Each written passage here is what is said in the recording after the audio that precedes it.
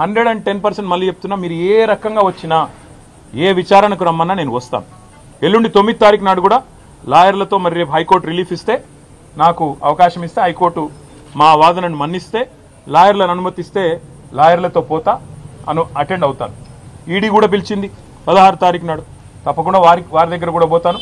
వారు కూడా ఏమడిగినా సమాధానం చెప్పడానికి నేను రెడీగా ఉన్నాను. నాకు దాపరికము లేదు, నాకు దాయాల్సింది కూడా ఏం లేదు. నిజాయితీకి ధైర్యం ఎక్కువ. తప్పకుండా నేను ముమ్మాటికి ఒక తెలంగాణ బిడ్డగా, రేషం గల్ల బిడ్డగా, ఏ తప్పు చేయని అనా పైసా అవినీతి చేయని బిడ్డగా చెప్తా ఉన్నా, ఏ విచారణ అనేది ఎదుర్కోవడానికి నేను సిద్ధం. ఇందులో శశబిషలు లేవు. ఈరోజు కొంతమంది ఏదైతే శునకానందం పొందుతున్నారు, ఏదో జరిగిపోయింది వాళ్ళకు కూడా నేను చెప్తా ఉన్నా, ఇది కేవలం ఆరంభం మాత్రమే. ఒక మీ పిటిషన్ను మీ విచారణను కొనసాగించుకోమని చెప్పింది హైకోర్టు తప్ప, హైకోర్టు ఏమి నాకు శిక్ష వేయలేదు, నేనేం నేరం చేసినా అని చెప్పలేదు, లేదా నేనేదో తప్పు చేసినట్టు అంతకంటే చెప్పలేదు, కనీసం స్కామ్ అన్న మాటను కూడా వాడలేదు. కాబట్టి నేను పాత్రికేయ మిత్రులను కూడా కోరుతా ఉన్నా, ఇదిగో పులి అంటే అదిగో తోక, దయచేసి ఆగం కాకండి. ముఖ్యమంత్రి నోట్లకెళ్ళి వచ్చేటి అన్నీ వేదవాక్కులు కావు. ఆయన చెప్పేటి, ఆయన ముఖ్యమంత్రి ఆఫీస్కి వెళ్ళి వచ్చేటిదన్నీ లీకులన్నీ అవేమి భగవద్గీత సూక్తులు కావు. చాలా చాలా లీకులు ఇస్తూ ఉన్నారు. ధైర్యంగా డైరెక్ట్గా చెప్పే ధైర్యం లేదు. నేను ఇంకొక మాట అడుగుతున్నా, మాకు ప్రత్యామ్నాయం ఏముందండి? అసెంబ్లీ సమావేశాలు జరుగుతున్నాయి, మేము అడిగినాం చర్చ పెట్టు అసెంబ్లీలో అని, నువ్వు పారిపోయినావు, నీకు నన్ను ఎదుర్కొనే ధైర్యం లేదు. ఈ కేసు విషయం 4 కోట్ల ప్రజల ముందు చర్చ పెడదాం రాయనాయన అంటే రాలేదు. ఇప్పుడు కూడా అడుగుతున్నారు రేవంత్ రెడ్డి, నువ్వు మగాడివైతే నీ జూబ్లీ హిల్స్ ప్యాలెస్లో చర్చ పెట్టు, లైవ్ టీవీలు ఇట్లనే పెట్టు, నేను వస్తా. ఇవ్వలేదో ప్రజలు చూడండి, నో ప్రాబ్లం. తర్వాత నువ్వు ఏసీబీ పంపుతావా, ఈడీ పంపుతావా, ఇంకోటి పంపుతావా, దానికి కూడా హాజరవుతా, నాకేం అభ్యంతరం లేదు. కానీ నేను తప్పు చేయలేదు, అనా పైసా అవినీతి చేయలేదు.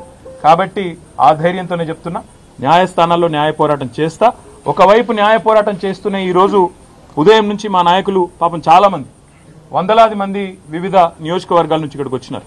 వారందరికీ ముందుగా నా ధన్యవాదాలు. వారందరికీ నేను ఒకటే చెప్పాను, నేనేం చెప్పినా అంటే, వాళ్ళు ఏం చేసినా మీరు పట్టించుకోకండి. ఈ కేసు విషయంలో వాళ్ళ ఇంట్రెస్ట్ ఫార్ములా ఈ, మా ఇంట్రెస్ట్ ఫార్మర్. ఆయన ఇంట్రెస్ట్ ఫార్ములా, మా ఇంట్రెస్ట్ ఫార్మర్. మేము రైతు భరోసా గురించే మాట్లాడతాం. నువ్వు డైవర్షన్ కోసం ఏం చేస్తున్నావు మాకు తెలుసు, నీకు తెలిసిందే కాదు. ఒకటి డిస్ట్రాక్షను, డిసెప్షన్, ఈ మూడే తెలుసు నీకు. డిస్ట్రాక్షను, డిసెప్షన్, విధ్వంసము, అటెన్షన్ డైవర్షను, మోసం. ఇది కాంగ్రెస్ నైజం. అందుకే నేను అనేది, ఇవాళ రైతులు 70 లక్షల మంది రైతులు ఎదురు చూస్తూ ఉన్నారు. మాకు ఎప్పుడు వస్తుంది రైతు భరోసా? కేసీఆర్ సార్ 12 సార్లు ఇచ్చిండు, చిట్టినాయుడు గారు ఒక్కసారి కూడా ఇవ్వలేదు. ఈసారన్నా ఇస్తాడా, మాట నిలుపుకుంటాడా సంవత్సరం తర్వాతనన్నా అని తెలంగాణ రైతులు ఇవాళ కళ్ళు కాయలు కాసేటట్టు చూస్తున్నారు. వాళ్లకు న్యాయం చేయడానికి కొట్లాడమని చెప్పి మా నాయకులందరికీ చెప్పిన. నా గురించి మర్చిపోండి, న్యాయ పోరాటం నేను చేస్తా, నేను తప్పు చేయలేదు, ఆయన నన్ను చేయలేడు. ఆయన ఎన్ని రకాలుగా కక్ష సాధింపు ప్రయత్నం చేసినా ఏమీ సాధించలేడు, శోధించలేడు. మీరు దయచేసి రైతుల సబ్జెక్టు మాత్రమే మాట్లాడండి అని ఉదయం నుంచి నన్ను కలిసిన ప్రతి నాయకుడికి నేను చెప్తా వచ్చింది. పార్టీ నిర్మాణం మీద దృష్టి పెట్టండి, 6 గ్యారంటీల అమలులో ప్రభుత్వం ఫెయిల్ అయిన విధానం మీద దృష్టి పెట్టండి. ఖచ్చితంగా ఈ అటెన్షన్ డైవర్షన్ గేమ్ ఏదైతే కాంగ్రెస్ ప్రభుత్వం ఆడుతుందో, కాంగ్రెస్ పార్టీని, చిట్టినాయుడిని పూర్తి స్థాయిలో వాళ్ళ బండారాన్ని బయటపెట్టి మరి బజార్లలో ప్రజల ముందు ఎండగట్టండి. ఆడబిడ్డలకు ఇస్తానన్న 2500, అదేవిధంగా పెద్ద మనుషులకు ఇస్తానన్న 4000 పెన్షన్లు ఎప్పటి నుంచి ఇస్తామని చెప్పి నిలదీద్దాం. ఆ దిశగా కార్యాచరణ చేద్దాం తప్ప ఏ రకంగా కూడా పొరపాటున కూడా ఈ కేసు విషయంలో మీడియా హడావుడికో, చిట్టినాయుడు గారి లీకులకో ఆగం కాకండి. మీడియా వాళ్ళు మీ బాధ నేను అర్థం చేసుకోగలుగుతా. 24 గంటల న్యూస్ ఛానళ్ళు మీరు నడపాలి, అది గిర్రగిర్ర తిరగాలి, ప్రతి నిమిషం కొత్తదనం కావాలి. ఇక అవన్నీ తప్పదు. మీ బాధ నేను అర్థం చేసుకోగలుగుతా, మీ తప్పు కాదు. కాకపోతే నేను మీతో ప్రార్థించేది కూడా, దయచేసి ఈ కేసు విషయంలో చూపెట్టే ఇంట్రెస్ట్ ఆ రైతుల బాధ కూడా చూపెట్టండి. ఈ కేసు విషయంలో చూపెట్టే ఇంట్రెస్ట్ ప్రజల బాధలు, హైడ్రా బాధితులు, మూసీ బాధితులు, వాళ్ళే కూడా చూపెట్టండి. దయచేసి వాళ్ళ బాధలు కూడా చెప్పండి. 6 గ్యారంటీలు ఫెయిల్ అయ్యి సంవత్సరం తర్వాత అటెన్షన్ డైవర్షన్ కోసం పడుతున్న పాటల గురించి కూడా, అప్పుడప్పుడు వాళ్ళు చేస్తున్న ఫీట్ల గురించి కూడా చెప్పండి. ఆత్మహత్యలు చేసుకుంటున్న ఆటో డ్రైవర్లు, చనిపోతున్న నేతన్నలు, వాళ్ళ గురించి కూడా చెప్పండి.